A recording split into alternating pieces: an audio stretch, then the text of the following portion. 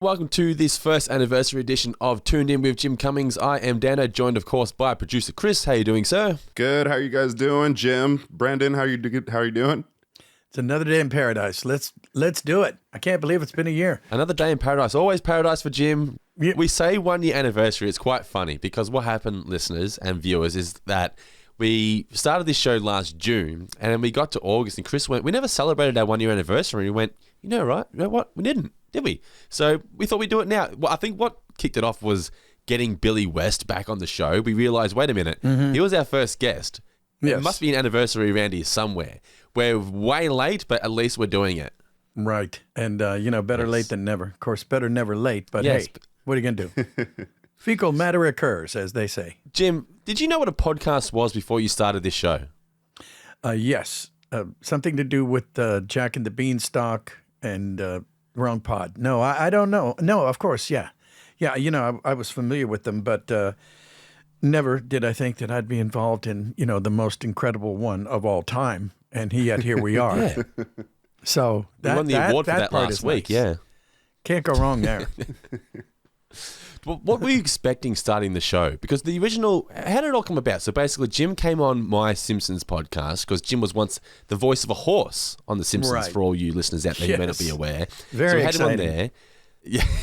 Well, it was Margaret, my wife, Chris's mom. She said, and this is God a long time ago, and I was like, no, it sounds like work, and I already go to conventions, and she said, no, and then I think we did yours, and she goes, well, see, how hard can that be? And it's like, oh, okay, so here we are. She was right. Turns out it's a lot of work. Yeah, a little bit. As Chris would be well aware, so we went, all right, we need someone who can handle all the tech side of things, and then it just evolved to Chris just being part of the show, and now Chris Yes. is producer Chris. Yes. Thank goodness. Yes, how that evolved. Yeah. Yes, It And seems now- like so long ago, yet just yesterday. Yeah, and Yeah. oftentimes we'll go to Comic Con convention. They go, "Oh wow, yeah, you're producer Chris," and it's like we're gonna have to get him his own table and start signing autographs. For him. That's pretty the weird cool. thing. Yeah. I was just telling my friend, I was over at my friend's house last night, and I was just telling him that it's so hard for me to get used to when people are like just randomly shouting my name at conventions, and I have Yeah, no it's pretty idea. cool. And I'll look at these people and be like, "Hey," they'll be like, "Hey, Chris," and I'll be like, "Hey." And then I'll look at them and realize I have no idea who these people are, but they're just Yeah. fans of the podcast and they're just tuned in, and it's a great feeling, but it's a weird feeling. Yeah. Can you remember the first time you got pointed out or noticed in public? I can, yes. I assume that question's for me. It is. Yes. I want to know too. Jim, it was 1984, and I do. It actually was late last year. We were in Arkansas. We were in Arkansas, and every now and then I'll help Jim with the handling at his table at a convention. Maybe it's a little busier than usual, maybe something like that. And basically, my podcast duties when we are on the road on a show are limited to pretty much before and after the show. So during the show, I like to step in and lend a hand with Jim where I can, lend anybody operating the convention a hand where I can.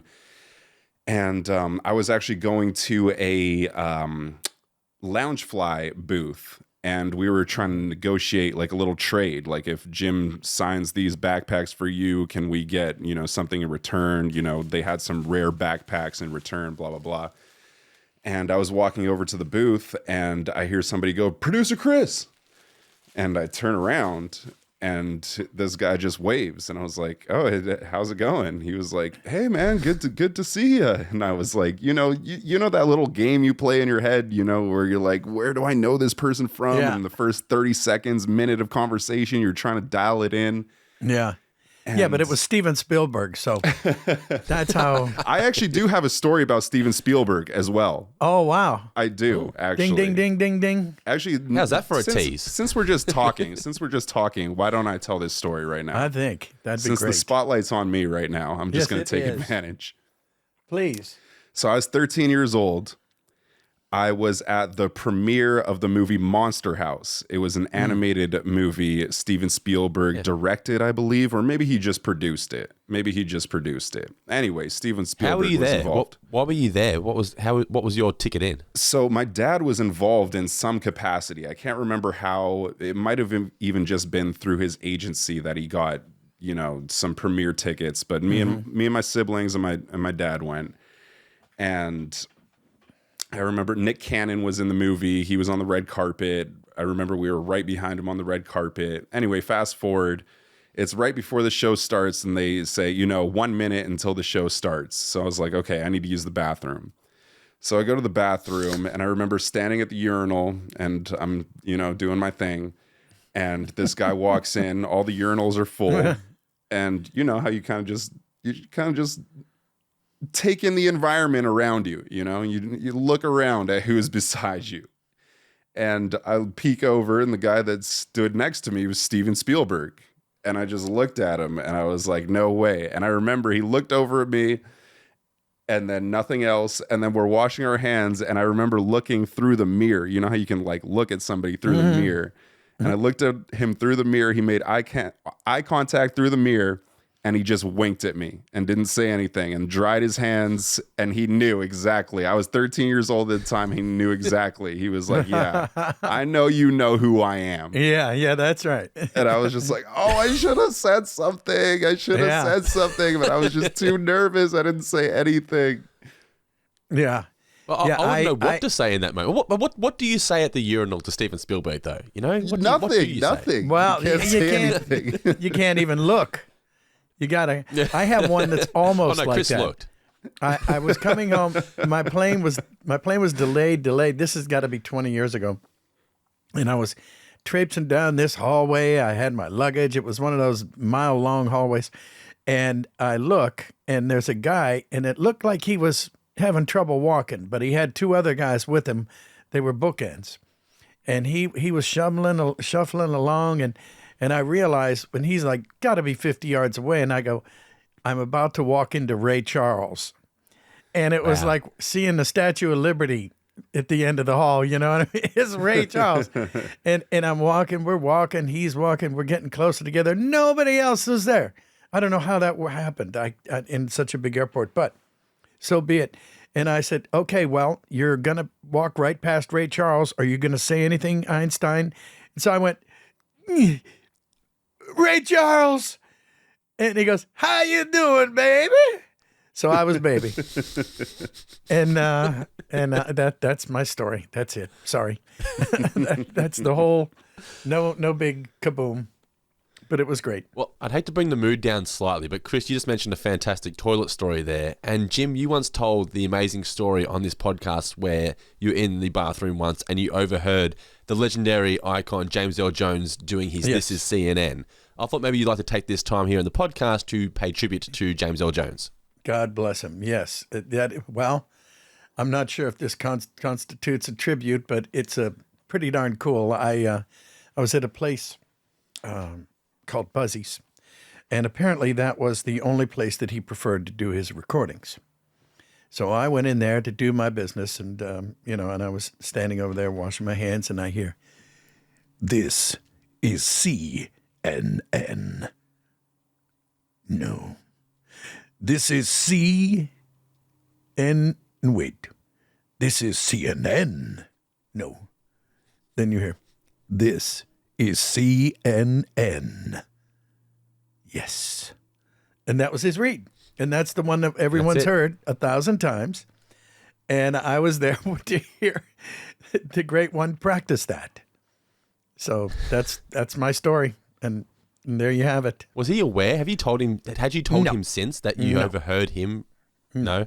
Somehow or another, I didn't read around it. Have him walk out and go, "Let me shake your hand." Oh, no, I did. No.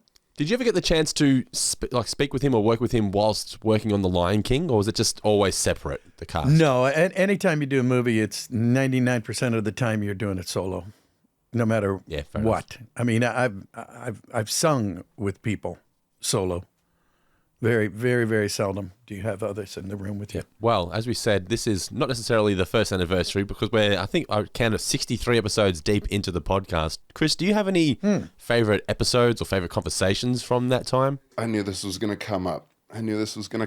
So, honestly, in this last year, so David Hayter was one of the first people that we interviewed. It was but a very short one. And then luckily we got to interview him again just quite recently. And I think that is the biggest starstruck person that we've had for me, that I've been acquainted with on this podcast, just because I was such a huge fan of Metal Gear Solid growing up. I was such a huge fan. And Very just how friendly and how down to earth and everything that David is really brings that all up. And then, oh goodness. You're not allowed to say your dad. I was going to say him. No.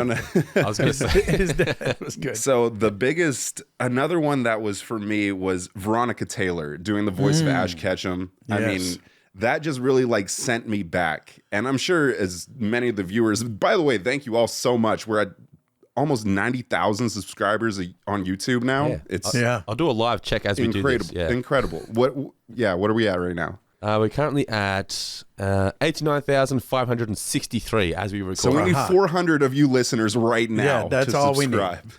So run out on the by the time I hear lawn, this, yell don't out worry. to your neighbors, do whatever. But I was just gonna say, as much as you guys can all attest, the audience can all attest. I mean, Veronica Taylor was literally like the voice of my childhood. I mean, as well as Jim. But I mean, I was only allowed to watch an hour of TV a day. And most of the time it was afternoon programming. And that's when Pokemon was on. And so to hear her do the Ash Ketchum live in person, it sent me. It was... Yeah, that's good stuff, It was incredible. I mean, there's been so many, now that I'm thinking about it. I mean, Phil Lamar, and Billy West. There's been so many. It's just been such a privilege to meet all these people and talk to all these people. Getting Bill Farmer and Rob Paulson to do the Goof Troop reunion, yeah. that was a lot of fun as well. Oh, yeah. Absolutely. Because I don't think we actually spoke about Goof Troop. It was just these three legends just chatting. It's called the Goof Troop reunion that doesn't actually talk about Goof Troop. Yeah. That video's had like almost 200,000 views on YouTube alone. Yeah, that's one of the most popular ones that's been put out. Check it out, folks. Well, that's when we had all those videos of when they did they sang, what's the Yakko song Around the World, or whatever it is? Yeah. And Jim tried to sing it as Tigger, and Bill tried to sing it as Goofy. Different words, though. And yeah. Yes. Yeah, great, Tom. I do think Billy West has been one of my favorite guests. He's just such a down-to-earth, lovely guy. He's just an absolute legend of voice acting. Very much. Yeah, is there anyone blessed. in particular that you're looking forward to maybe getting on the show, Chris? Any ideas for voice actors that you would maybe want to get on in the future that we haven't had yet? Coming up, I really want to talk to Andy Serkis. Andy Serkis. Yeah, that'd be cool. I'm really excited about. Ella Purnell is another one I'm really excited about for her voice acting, of course. And Ewan McGregor is another one I can't wait to talk to. And there's just been so many. I mean, Ron Perlman, Zachary Levi. Zachary Levi was another one of my favorites. Who was your favorite, Jim? Who are some of your favorites that we've talked to? I'm thinking of Peter Cullen and Frank Welker. Yeah. That's going to be That'd be good to get on. That'll be juicy. But gosh, I have a lot of them. I'm looking forward to revisiting with Tress. And that's for sure. And gosh, E.G. was great. E.G. Daly. Tara Strong. Tara Strong. E.G. Strong and Tara Daly, they were great. And it's funny because, I'm just going down the list and it's all people that I've known from work over the years. It's like, well, let's see. Well, I worked with old Joe over there and that was fun. And, it's just a beautiful thing. I would love to have gotten John Williams, the great composer. Would have been a beautiful thing. But, who really surprised, I think both of us, Jim, was Corey Feldman when we got an opportunity to talk to him in Tampa Bay. Yes. Because I'm not going to lie, and we can cut this if it's if it's a little too out there for you, Jim. But we were in Tampa Bay. We're at Tampa Bay Comic-Con. And, you know, we kind of do this thing, you know, we're networking in the green room and the hotel and blah, blah, blah. And we're hoping to get people on the road. But if not, then we're going to book them for back in LA. And we see Corey Feldman, and he's sitting with, oh, goodness, what's his name? Yeah. Oh, goodness. The comedian, Pauly Shore. Pauly Shore. He's sitting there with Pauly Shore, combo. And we're like, we need to get one of them on the podcast. We need to. And we had a great setup that weekend in Tampa Bay where the podcast was set up right next door to the green room, but in a private room. Yeah. And so, long story short, end up getting Corey Feldman on, and me and Jim are kind of looking at each other like, oh, man, here we go. This is kind of going to be a doozy. Gonna strap in. Who knows where this is going to, who knows where this is going to go. And then Corey Feldman was so well-spoken, so insightful, had such a great knowledge of Hollywood. And it kind of took us both. I think we both looked at each other like, wow, this was such an insightful and entertaining guest, and never judge a book by its cover, because this is not what we expected at all. And then he just had such a great interview, and literally he's been doing this since he was, 2 years old? Sure. So we should have known better. Well, the Goonies. Right? Yeah. I mean, that's how old was he there? 9? Maybe 10, 12. Well, he was in Gremlins as well. Gremlins, yeah. Oh, he was a gremlin. But I think he was talking about commercials he was doing when he was like 2 or 3, like you were saying, Chris. Yeah.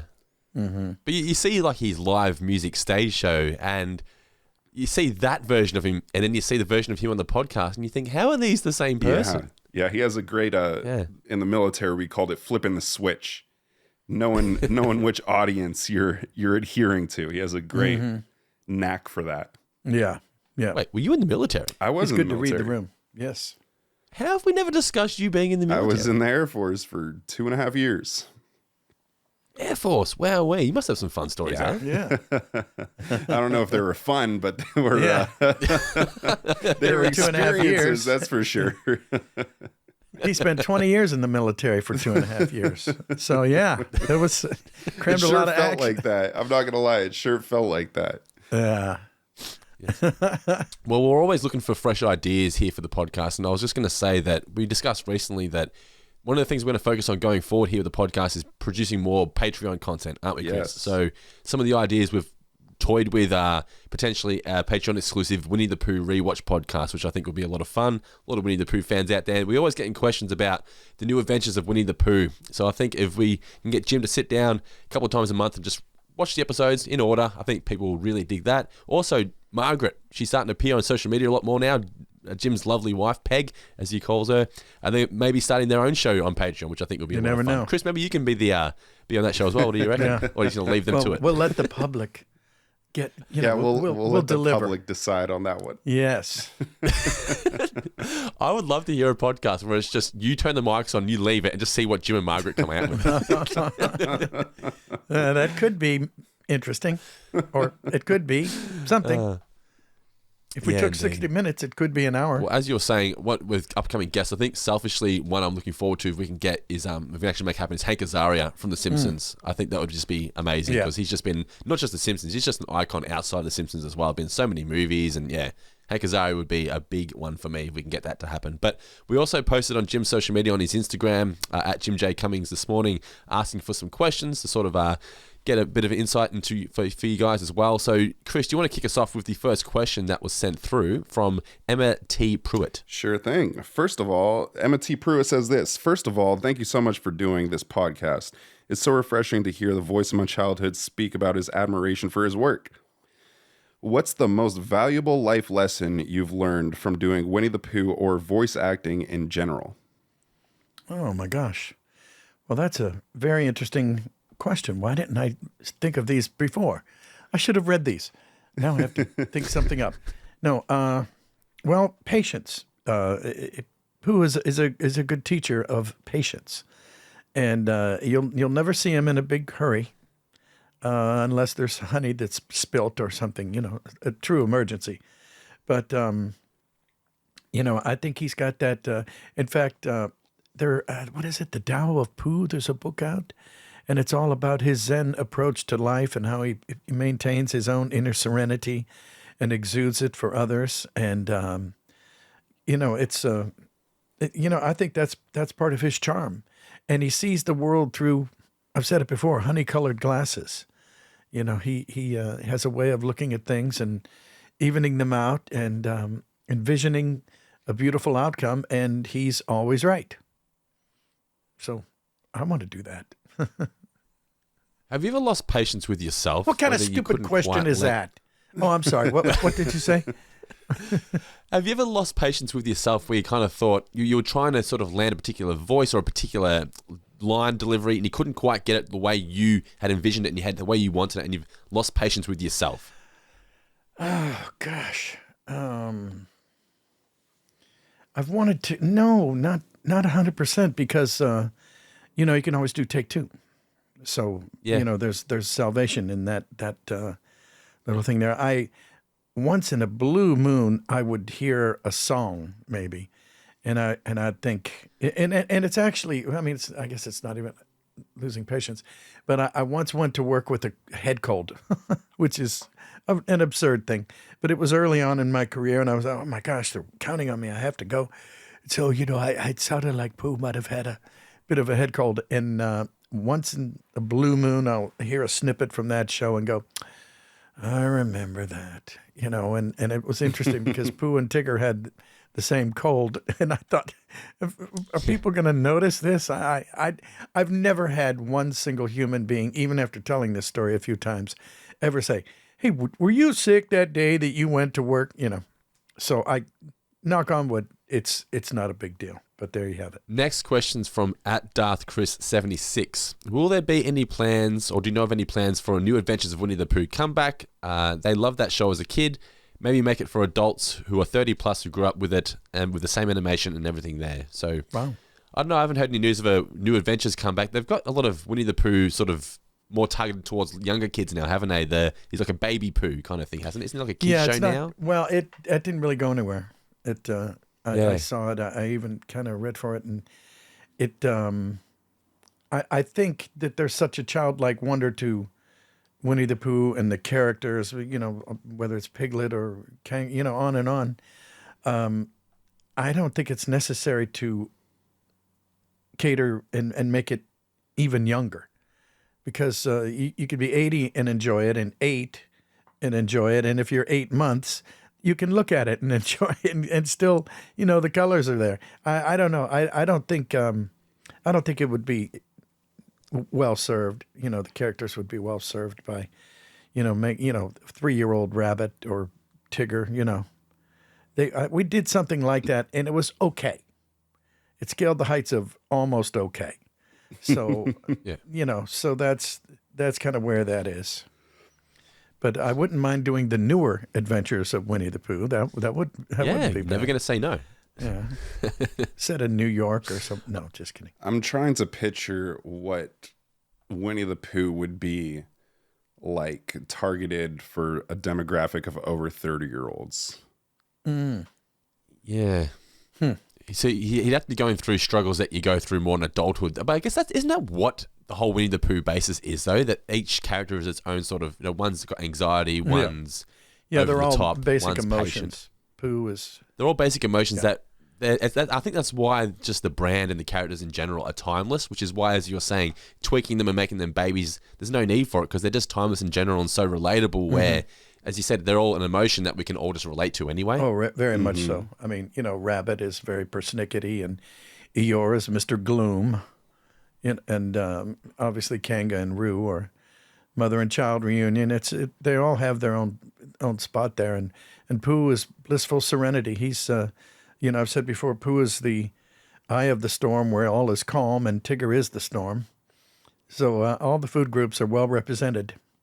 Yeah, it's almost. I guess the Christopher Robin film, Chris, is kind of that idea in the sense that it was Christopher Robin grown up. A bit, yeah. He wasn't a child for long. Only an opening scene. No, but yes, yeah. It was. The idea was that you never really have to leave the 100-acre wood. And we're going to be tackling the film Christopher Robin in an upcoming episode of the podcast. Look out for that as well. All right, Chris, next question. All right, the next question comes from Fandom and Randomness. When voice matching, is the process to approaching it different than when you were taking over for someone who has passed away, like Sterling, compared to cases where the actor is working on the project, like with Jeremy Irons in The Lion King or Christopher Lloyd in Anastasia? Well, I'm not sure. The question it centers around... I think they're asking, is it when you approach the voice, is it different when you're trying to match a voice? Do you approach it differently if the actor you're trying to approach, trying to copy is passed away? No, it's because you're still being true to the original tenor. I mean, literally the actual sound of their voice. I've said before that you've got it if you can cough or have tummy trouble or feel that type of thing, clear your throat, and they go, oh wow, that sounded like Tigger. Or was that Pooh? Was that Darkwing Duck? And I think once you've landed on that, once you've got that down, then the rest is it's right there. Then the words, the singing, paragraphs, whatever it is, then you're on the right track. You have to be able to go, and that was just me, by the way, so don't try and figure out who that was. But, if you go, okay, that was Tigger. So it's, you have to be able to give enough personality to it and put it all in the voice because your face doesn't count. Christopher Lloyd gave you some pretty direct feedback, didn't he, when you did his voice for Anastasia? Didn't he hear you and he's really impressed by your singing or something? Oh, well, yeah, I don't know that he was... it's kind of a funny one-liner. They told him, I've told this story before. I hope I'm not repeating it too much for people out there, but you asked, so hey. No, he said, they told him, the producers, they said, well, Christopher, this is great. By the way, we've got an amazing song for you. I mean, it's real Andrew Lloyd Webber. I mean, this is like Phantom of the Opera. It's really a killer song. And he goes, wow, no kidding. Well, hope I don't suck. And left. and so they called around and a few of the usual suspects, and I ended up getting the job. And, then he was back in. He wasn't done with the movie yet. And they said, Christopher, would you like to hear your song? And they go, oh, well, sure, yeah, sure, go ahead. So they played him the song, and he goes, wow. I sound pretty good. And so that was my seal of approval. And they were kind enough to tell me that story. And I've since run into him at a couple conventions. He goes, oh, that's right. Yeah. So you're the guy. Ha, ha. That's pretty good. I sounded good, didn't I? And I go, yes, you did. You sounded a stunt. What, am I going to disagree with him? So that was... That one's quite amazing because no one knew. Nobody realized. No. Well, that's the idea. Yeah. That's the idea. So many adults now, they see the videos that we put out on social media of you singing that song and they go, are you kidding me? They can't believe it. Yeah. I get that with him and Jeremy Irons as well. Did you ever heard what Jeremy Irons thought of your scar? Or you've never really spoken to Jeremy about it? No, I haven't really spoken with him. I haven't, but I did see, it was fun to see on the celebration. Was it the 25th anniversary? The 30th anniversary. Yeah, and he went and sang it, and I thought he did damn fine. He's an incredible actor. Once you're that good an actor, you can finesse your way, and he's pretty amazing. So, yeah, we're not worried about Chris, him. put Jeremy's name in your diary. Let's try and get him on. What do you reckon? Yeah, that'd be good. I reckon that's a great idea. I do too. A scar off would be unbelievable. A scar off. Yes. Bring your own salve. All right, next question here from @Panga_Tang. Why didn't you Why didn't you reprise the role of Minsk in Baldur's Gate 3? I don't think that's a question Jim can answer. Yeah, I don't. They didn't ask. Yeah. I was not. I don't know if I.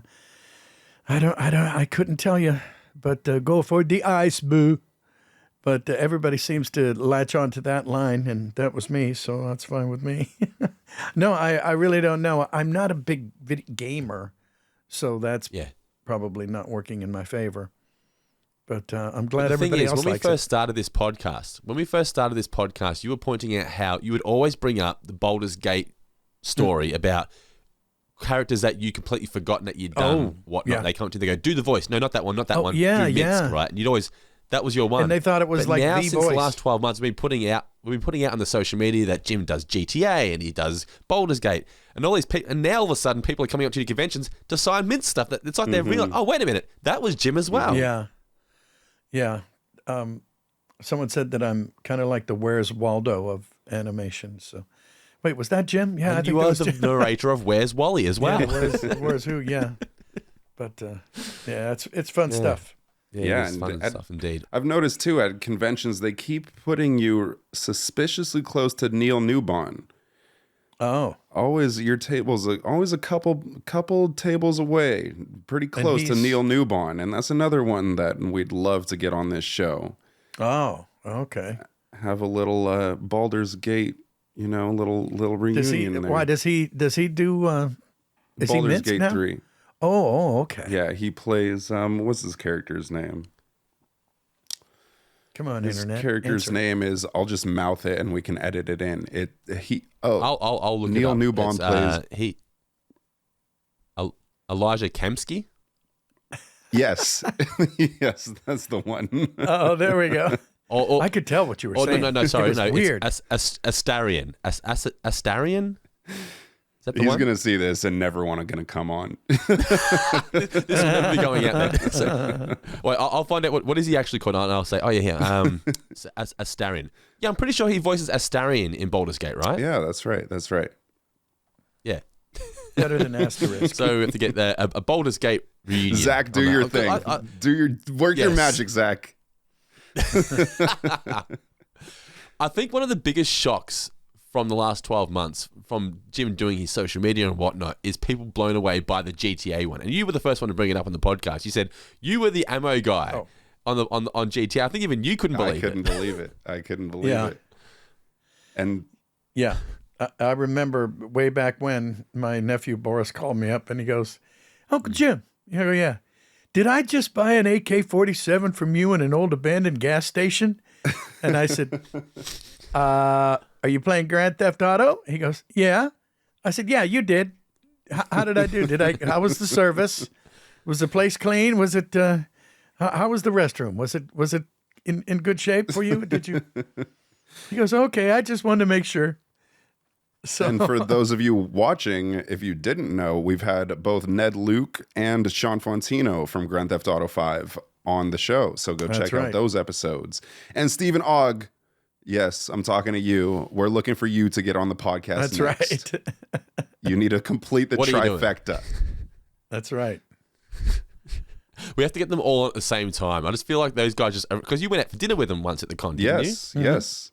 Yeah, just being at the dinner table. That's a dinner table that any GTA fan would want to be a part The whole of. Rockstar family too, as well as Roger Clark and the Sean Fontino, yes, and it was a Rockstar dinner. Rob was there too, wasn't he? Rob was there as well. Yeah, it was a good time. We're trying to get all the Rockstar people over to this Tuned In with Jim Cummings party.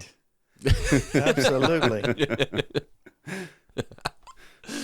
All right, Chris, next question. All right, the next question comes from Ill Gently. If Winnie the Pooh came knocking on your door, what would be the first thing you would say to him? P.S. I really love your work. Would you like a smackerel of honey? In an effort to be a congenial host. And then I would pass out. Or maybe I would wake up. Because if Winnie the Pooh was knocking on my door and I answered it, I would probably be sleeping and dreaming. And you would do it in that voice so Pooh didn't get confused, right? So he didn't have an existential crisis about, why does somebody sound exactly like me? You'd have to play mind games and use the Winnie voice. Right. I said, get on in here. Bones on over there, buddy boy. It'll be magniferous. Tigers don't like honey. We'll do a couple more because what we're actually doing, let's pull back the curtain. We're actually going to be recording a chat with the one Steve Bloom up today as well. So we'll do a couple more questions and we'll start preparing for that little fun conversation. So this one here, At Jenny.Butler95, with the rise of social media and voice actors gaining more acknowledgement, do you ever find yourself now getting more recognized in public? A bit.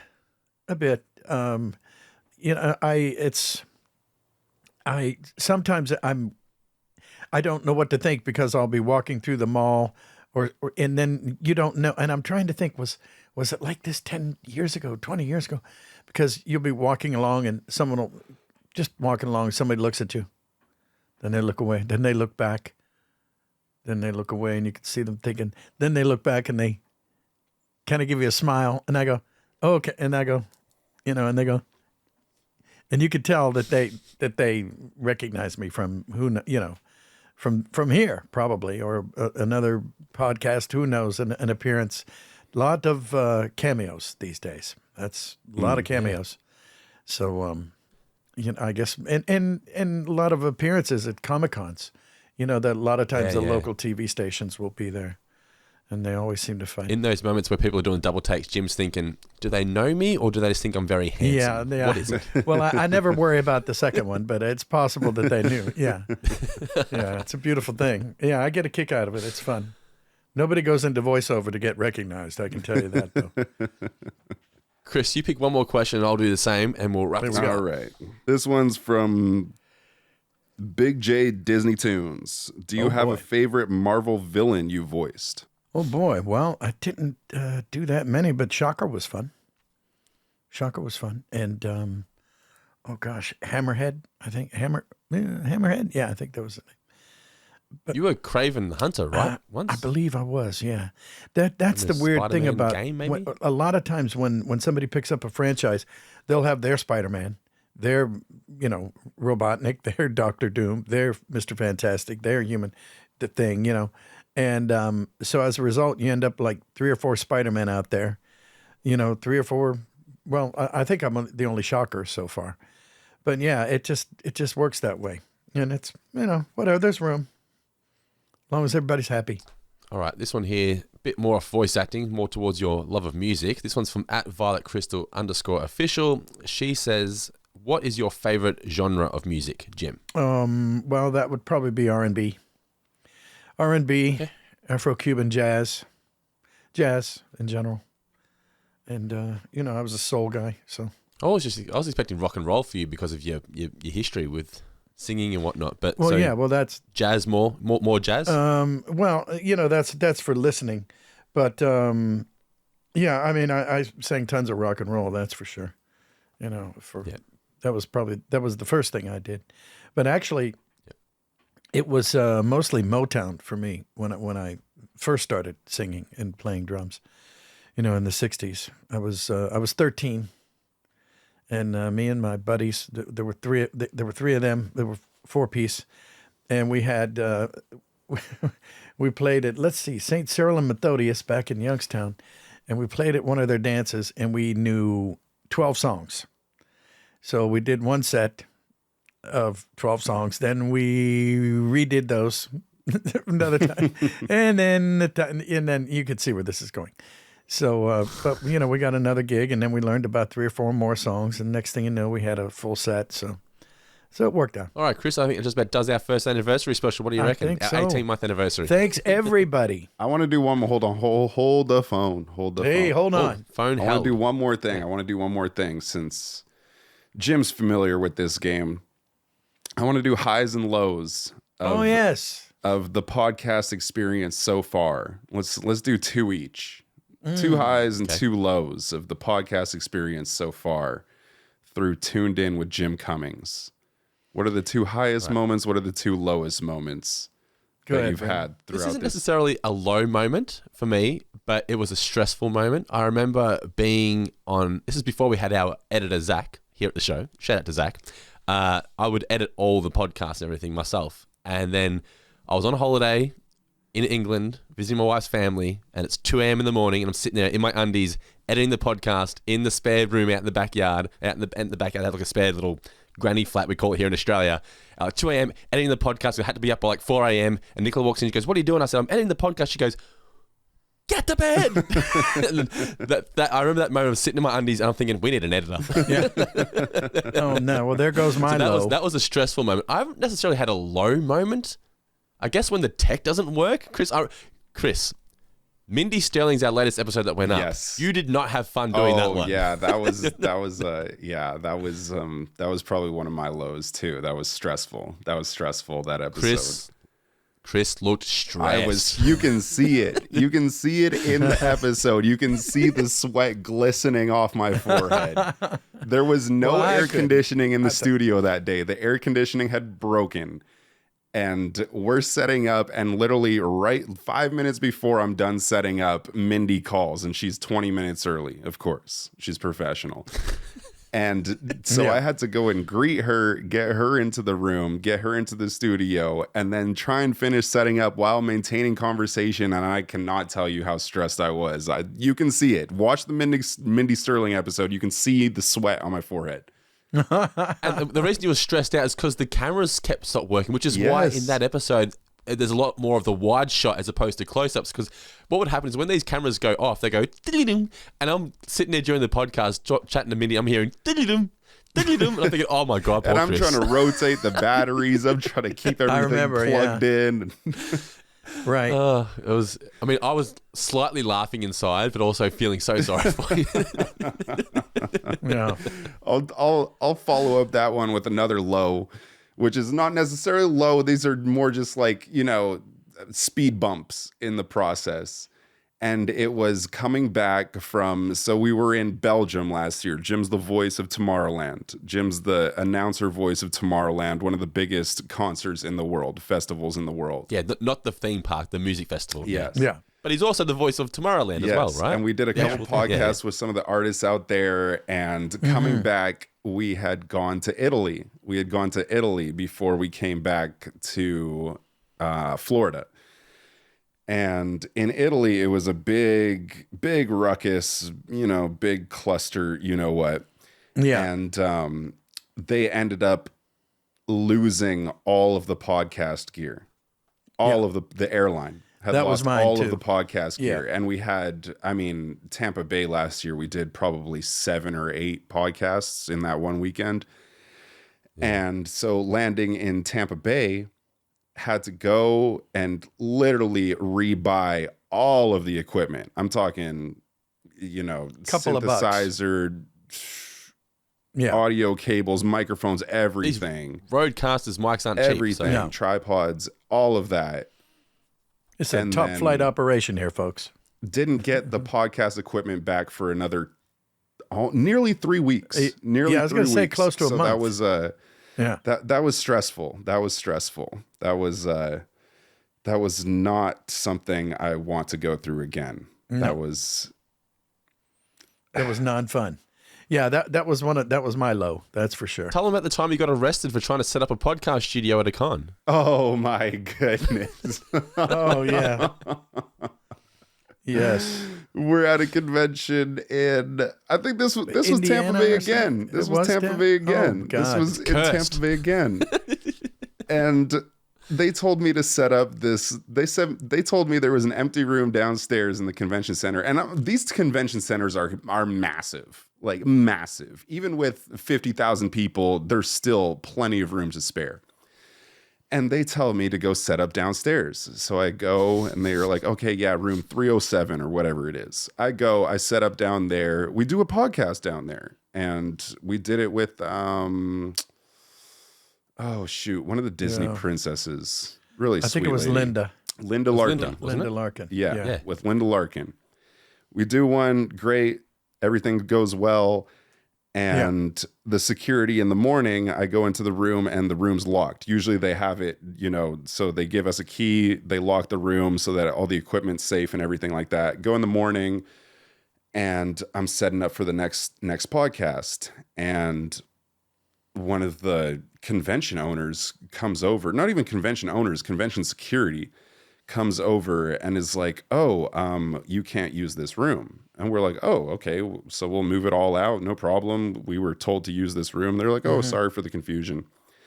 Long story short, go and they tell us to set up in another room, like right across the hallway. Yeah. So go set up in there. Big difference. Set up in there, get everything all set up, and we're about to have the lady from Sabrina the Teenage Witch. Oh, Melissa Joan Hart. No, older blonde comedian. Oh yes, Really funny. Yeah. Anyway, we're about to have her come down, and literally, I'm all set up in there. I go upstairs. Caroline Ray. Caroline Ray, yeah. right. Caroline Ray. That was her, Caroline.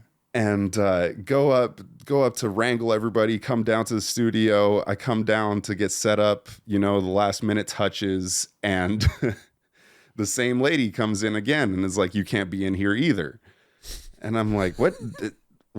Like, and these are empty rooms. They keep telling us to go to these rooms. One empty room after another. Nothing in there. These empty rooms. Nobody in them. Nobody in them. Was it the same lady who told you to go to same that room lady who said that? And she says, no, okay, now you're being, now you're trespassing now. I said, how am I trespassing? I'm going to take down everything. Like, this is ridiculous. You just told us to can't come in here. Long story short, they really had to get the police. They brought the police onto the convention site, and they had them walk me out with all the podcast gear. And the kicker is, it was 10 minutes before the convention even ended in an empty room that they told us to be in. Yeah. So that was something else. Yeah. That was something else. I call that the security guard mentality. Even the police officers were laughing. They were like, we can't believe we have to deal with this. And I said, I know, I'm sorry for this. If I had understood what they meant by telling me to go to this room, then I never would have come here. But we can't believe you have to do it either. And here we are. Yeah. And I'm rolling all the gear out through the convention center, being escorted by two of Tampa Bay's finest. Tampa's finest, yeah. Oh. If you don't laugh, you'll cry. So, had you ever been escorted out of somewhere by the police before? Had I? Well, Yes. no. Yeah. Nothing worth bragging about. Not at a convention. Not quite like that. Yeah. I would have been so startled and nervous walking through. Everyone's looking at. Was people looking at you? Oh yeah. There was. Oh yeah. People taking footage. Yeah. Hi, everybody. Jim Cummings' stepson arrested for trespassing. Giving away Toon'd in T-shirts.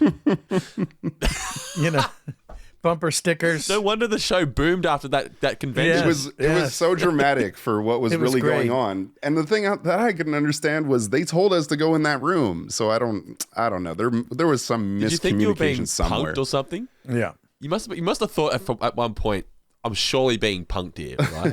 I did actually. Yeah. I really did. I really thought it was a prank at one point. Because it was so stupid. It was so stupid. Yeah. But it's like trying to play chess with a chimp. It just wastes your time and pisses off the chimp. Oh, well, that was a bit of fun.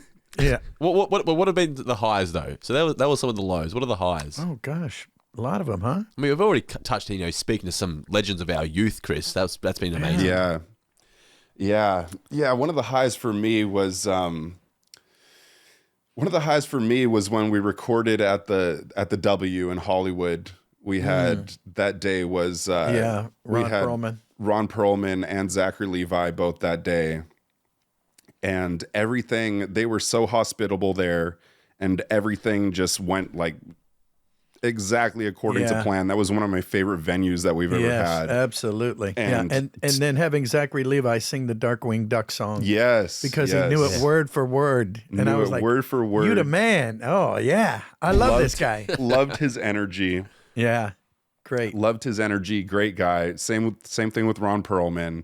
Oh, yeah. And yeah, that was just like a really busy, like we had a really busy week that week. And it felt really good to get like, some of our biggest guests yet in that place and have it go so seamlessly and really, just flow through and everything. And they sent us the hotel themselves, even when they saw Ron Perlman and Zachary Levi and everybody else that we had that day. Yeah, they were very They sent us a forthcoming. bottle of champagne. They were so thrilled to even have the guests in the hotel, and so Yeah. we're negotiating some things with them to make that maybe one of our main locations that we film at, because it was just a great experience, and everything went smooth as butter that day. Yeah. And it's got air conditioning in that room too. Yes. Yes, that helps. Depending on the month. I will say some of my favorite moments in the podcast, so just before we wrap up, are when the camera is on Chris, and all of a sudden you'll see like Bill Farmer just walk in the background. just open the door, and he's just like, oh, close the door again. I think that's one of my favorite moments where there's the next guest just sort of pops their head in, pops them, goes out again. Well, because we got to do it because of Jim's schedule. Everything's so busy that we kind of have to stack up. And I'd love to know like how many podcasts in a day like somebody like Joe Rogan does, because I mean we're not quite at Joe Rogan level, but I mean it feels like such a machine already, of just moving people through. And Jim, you were on Adam Carolla, and I had the pleasure of sitting in on that one, and they're a machine as well, and just cycling people through, and it's not to say that there's no it's not heartfelt. They do their research. They know who the people are as much as we do, if but it's something that I really admire when everything just goes according to plan and everything's, starting to move like a well-oiled machine. That's one of my highs of the podcast is when, because, we take the podcast on the road and there's a lot of logistics involved. There's a lot of organizing, and we can be organizing one guest while, researching another and trying to book another and trying to find somewhere, logistically to set up. Right. Exactly. And it's a lot of moving parts, but we've been grateful that it's worked out 99% of the time. I think the goal for this year would maybe try to get some sort of location, like you said, where it's always at the same place. The stuff's going to be set up. It's going to be there. You don't have to keep lugging gear to and fro. I mean, we found a new studio just recently that I think we're predisposed to. It's a really nice one, and they have a lot of everything that we need. Central location. Yeah. For people, California anyway. Right. That's another thing too, meeting people on the road. Not everybody lives in LA. Most people live in LA, but as far as this industry goes, but hey, we travel. Yeah. We get around. Indeed. Now we've got to chat to Mr. Steve Bloom in about 15 minutes, so we better wrap this one up. What do you reckon? I think we should wrap this up and move on. It's been fun though, yeah. So what do we call it? Our 18-month anniversary? That's what it feels like, really, isn't it? A little less than that. About Not quite 18 months. Yes. Yeah. But it's just been nice to reminisce about the show. About 14 months, but it feels like 13 and a half because it went so quickly. Yes. A lot of effort goes into this show, so if you can support us on Patreon, we're going to be putting lots of more exclusive content up in the next coming weeks. Like we said, we're going to be working on a Winnie the Pooh exclusive podcast on there, which I know will be a lot of fun. Jim and Margaret may start their own podcast, and we want to hear from you guys as well. So either comment below in the video or send us a message to jimcummingsmailbag@gmail.com. We'd love to hear from you, some thoughts for some Patreon exclusive content. Of course, already on there we have the Cummings commentaries. We went back and revisited some of the Disney afternoon shows. We did some commentaries on there. Plus, just there's exclusive Q&As on there as well. A whole lot of fun. You can support the show for as little as $2 per month via the link in the description of this podcast. But Chris, thank you for your time. Thank you. And I just want to say to everybody watching, thank you so much for supporting us. And we are almost at 90,000 and we want to be at 100,000 by the end of the year. We want a little Christmas gift. We want a little New Year's gift. People. So thank you so much for subscribing. And when we get that plaque, you guys are going to be right on the wall behind us, because you guys are all a part of this show. I mean, seriously, what that plaque says, it's not a braggadocious thing. It's all of you who are watching right now that are subscribed. We want to include you visually in this whole podcast, because you guys are the ones that make it happen. All your support, all your attentivity, everything like that. It's all because of you guys that this is happening. So thank you so much for the support. We really appreciate it, and we really want to see that in the new year. And without you, we're just three guys yammering away. Exactly. So thanks for coming by. God bless each and every one of you. Stay tuned, and I mean that, like with tuned in. You get the idea. Never mind. Thanks, guys.